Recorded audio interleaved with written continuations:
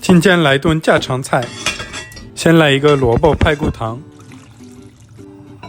做一个雷椒茄子凉菜。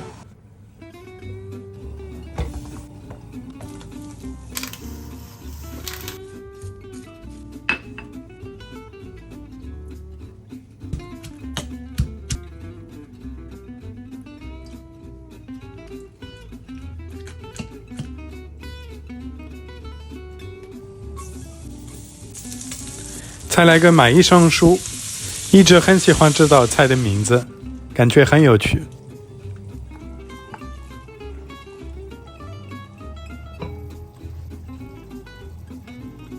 再整几个之前自己做的大肉包，再来个蔬菜，用我自己做的猪油炸炒青菜。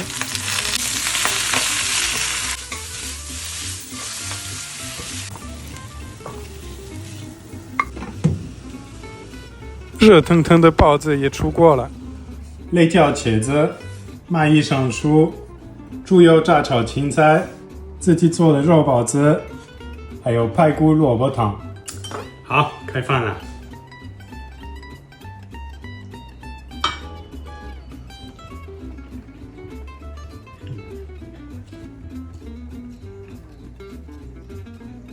可惜没有皮蛋，这还是很好吃的。很喜欢这个菜，虽然外观不怎么样，但是味道真的好吃。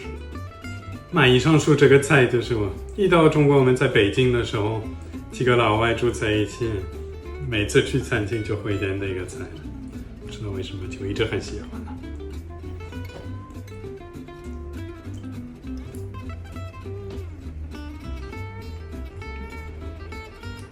然后这个青菜我经常是用猪油炒，但是是第一次放猪油炸的，感觉应该蛮不错的。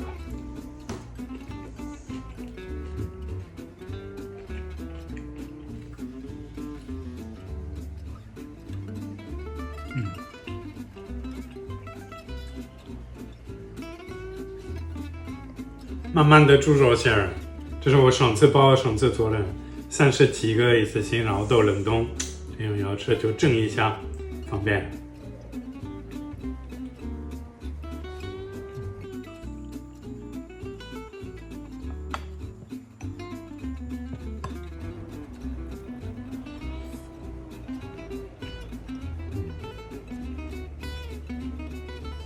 炖了接近了2个小时，现在很酥烂了。